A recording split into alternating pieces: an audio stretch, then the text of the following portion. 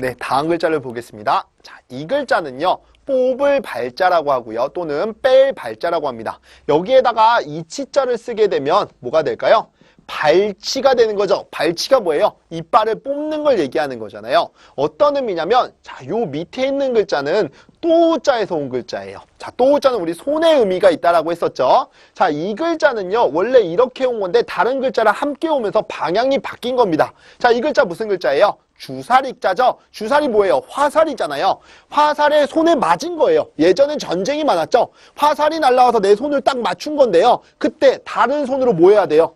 뽑아야 되잖아요. 그래서 뽑을 발자가 된 거라고 보시면 되겠고요. 다음 글자 볼까요? 자, 이 글자는 놓을 방자예요. 자, 방이라고 하는 음은 여기서 왔겠죠. 얘가 방향방자잖아요. 적을 치기 위해서는 함정을 파놓아야 되겠죠. 그래서 사방팔방으로요. 그들을 치기 위해서 함정을 파놓은 모양에서 온 거예요. 그래서 놓을 방자라고 보시면 되겠네요. 자, 다음 글자 볼게요. 자, 이 글자는요. 본받을 방자고요. 본받는 게 뭐예요? 그 사람을 따라하는 걸 본받는 거라고 볼 수 있겠죠. 자, 사람이 있고요. 놓을 방자가 있죠. 사람은요, 굉장히 환경에 적응을 잘하는 동물 중에 하나잖아요. 그러니까 사람이 자기가 놓여진 곳이 어딘가냐에 따라서 좋은 것을 본받을 수도 있고 나쁜 것을 본받을 수도 있다라는 얘기예요. 그래서 사람은 자기가 놓인 환경에 의해서 어떠한 것들을 본받는다라는 의미가 되는 겁니다. 자, 다음 글자 볼까요? 자, 이 글자는요, 거만할 오자예요. 자, 어떤 의미냐면, 요 글자, 이렇게 하면 본받을 방자였죠? 그런데 거기에 뭐가 들어갔냐면, 흑토자가 하나 들어갔어요. 흑토자는 어떤 의미예요? 땅의 의미가 있다라고 말씀드렸었죠? 자, 이렇게 내가 본받을 만한, 따라하고 싶을 만한 사람이 있었습니다. 청렴하고요, 굉장히 똑똑한 사람이었는데, 그 사람이요, 나중에 땅이 하나 생긴 거예요. 땅이 생겼다는 얘기는 재산이 불었다는 얘기입니다. 그러더니 사람이요, 옛날의 태도하고 완전히 바뀐 거예요. 이 사람이 어떻게 됐냐면 거만해진 겁니다. 예를 들면 제가 가정해 볼게요. 여러분들이 저를 본받을 만한 사람이라고 생각을 했다면 자, 이렇게 가정을 해보겠습니다. 예전에는 제가 수업할 때도 한 사람 한 사람 찾아가면서 이렇죠 말하고 했는데 나중에 많은 수강생이 저의 수업을 들어서 만약에 제가 스타 강사가 됐습니다. 그럼 땅이 생긴 것처럼 재산이 불어나겠죠? 그 다음부터는 제가 어떻게 하겠어요? 딱 수업을 듣는데 누가 좁니다. 에이, 나가요. 동영상? 보지 마요. 뭘 봐요. 열심히 한 사람만 봐요. 뭐 이런 식으로 변한다 그러면 태도가 어때진 거예요? 거만해진 거죠. 그런 의미에서 거만할 오자라고 생각하시면 되겠습니다. 자, 그러면 다음 글자를 또 준비해 볼게요.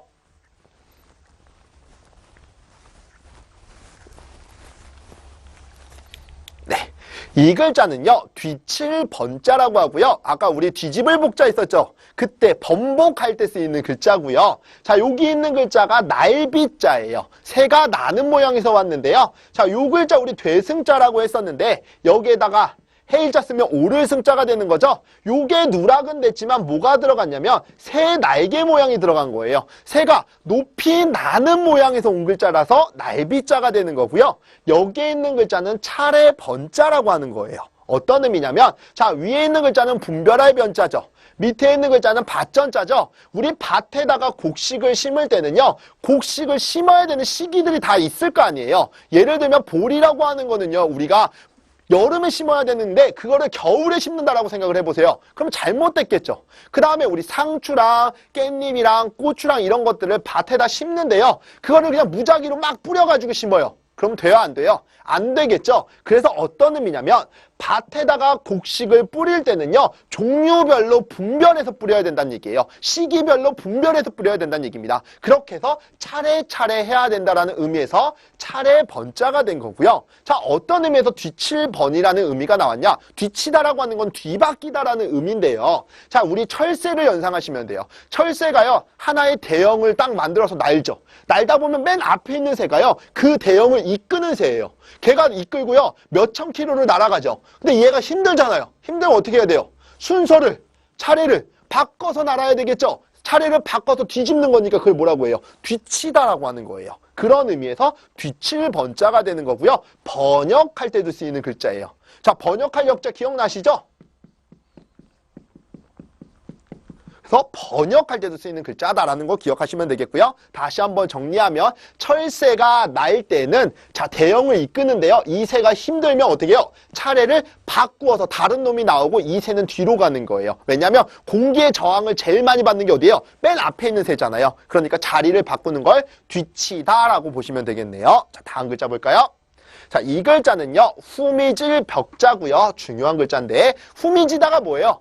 뭔가 구석져 있는 곳을 후미지다라고 본 거고요. 자, 여기 보시면 이 글자는 피할 피자라고 합니다. 원래 정상적인 피할 피자는 이렇게 쓰는 거예요.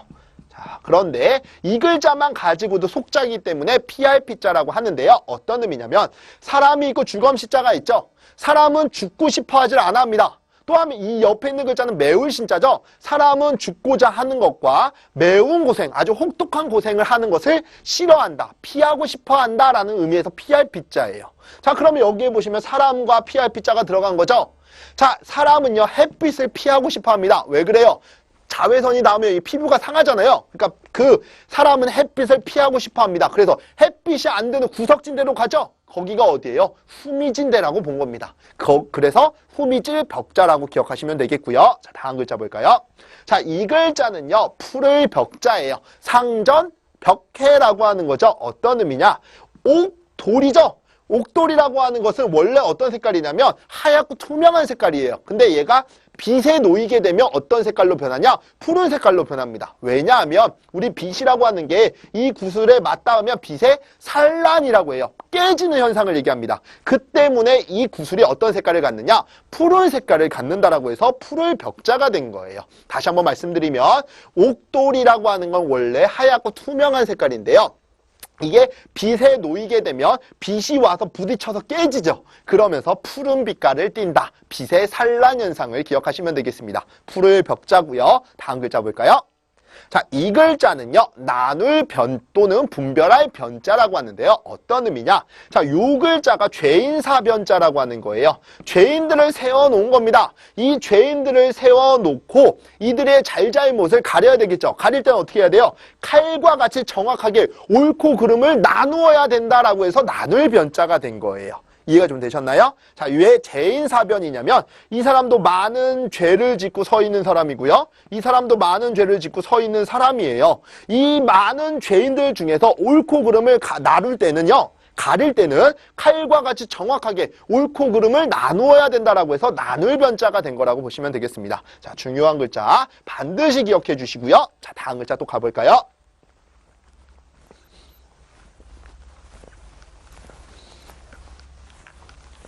자, 다음 보겠습니다.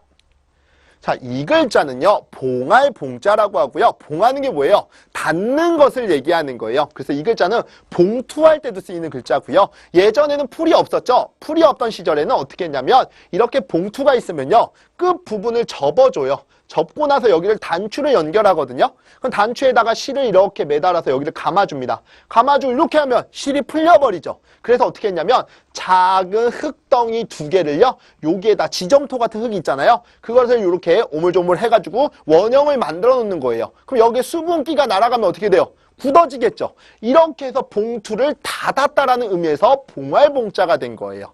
또 다른 의미로는요. 언제 쓰이냐면 책봉할 때 쓰입니다. 우리 세자 책봉한다라고 하잖아요. 예전에 봉건사회 할 때 쓰이는 글자인데 봉건사회에서는요. 일정 영역을 지켜 일정 영역을 다스리는 제후라는 사람이 있었잖아요. 그 사람을 정할 때 책봉을 한다라고 하죠. 그때 이 글자가 쓰였던 거예요. 그래서 작은 땅덩어리를 책임질 그 제후를 정한다라고 해서 그들을 책봉한다라고 해서 봉할봉자도 된다라고 보시면 되겠고요. 그냥 여러분이 쉽게 기억할 수 있는 방법은 봉투를 닫기 위해서 작은 흙덩어리를 사용해서 닫았다라고 보시면 되겠죠. 그래서 봉하다, 봉인할 때 쓰이는 글자라고 보시면 되겠네요. 자, 다음 글자 볼까요? 자, 이 글자는요, 살갗 부자예요. 이런 가죽을 살갗이라고 하는 거죠. 자, 여기 보시면 누가 있어요? 호랑이 범이 있죠. 범의 몸을 보면요, 밭이 있는데 밭에 보면요, 뭐가 있냐면 이런 물결 표시의 이랑이 있습니다. 자, 범의 몸에서도요, 이러한 물결 표시 표시의 이랑이 있는데요. 그게 어디에 있어요?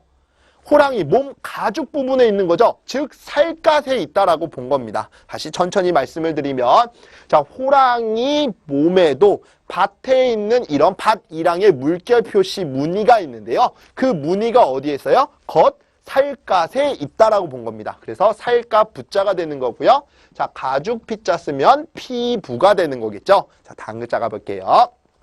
자, 이 글자는요, 다다를 부자라고 하는 건데요. 다다르는 게 뭐예요? 어떠한 장소에 도착한 걸 얘기하는 거죠. 또는 나아갈 부자라고 합니다. 그 장소에 나아가다라는 얘기예요. 자, 어떤 의미냐면 이 글자는 전복자라고 했었죠. 자, 예전에 거북이 등껍질에다가 날카로운 도구를 찍어서 삑 하고 갈라지는 것을 보고 점을 봤다라고 했었잖아요. 상형 글자에 전복자라고 했습니다. 점을 쳤더니요, 너는 동쪽으로 가면 성공할 거래요. 그러니까 당연히 이 사람이 성공하고 싶으니까 어떻게 해요? 그쪽으로 달려가겠죠. 그쪽으로 나아간다라고 해서 나아갈 부자라고 하는 거고요. 그쪽으로 나아가서 그 자리에 도착했습니다. 거기에 다다랐다라고 보는 거죠. 그런 의미의 다다를 부자고요. 시험에서는 다다르다라고 더 많이 나오니까 다다를 부자로 기억하시면 되겠습니다. 자, 다음 글자 볼까요? 자, 이 글자는 붙을 부자예요. 부착할 때 쓰이는 글자고요. 자, 여기 있는 글자가 줄부자인데요. 자, 여기 있는 사람을 타인이라고 보는 거죠. 작은 물건을 이 타인에게요, 전해달라고 건네준 거예요. 그런 의미의 줄부자고요. 그럼 이 사람은 이걸 전해받았으니까 전달을 해줘야 되잖아요. 그래서 이 사람이 어딜 넘어가냐면 언덕을 넘어가요. 언덕을 넘을 때 비탈지니까 잘못해서 떨어져서 흘릴 수 있겠죠. 그래서 이 사람이 자기 몸에다가 딱 붙였더니 잘 붙어있더라 라고 해서 붙을 부자가 된 겁니다. 이해되셨나요? 그런 의미의 붙을 부자고요. 다시 한번 천천히 말씀을 드리면 이 사람을 택배 기사라고 보시면 돼요. 이 작은 물건을 택배 기사에게 전해달라고 준 거예요. 그래서 줄부자고요. 그럼 택배 기사는 결국엔 그 물건을 전해주기 위해서 언덕을 넘어가야 될 거 아니에요? 언덕을 넘을 때 작은 물건이니까 잃어버릴 수 있겠죠? 자기 몸에다가 딱 붙였어요. 그랬더니 붙어있더라 라고 해서 붙을 부자가 되었다라고 기억하시면 되겠죠? 자, 다음 글자를 또 준비해 보겠습니다.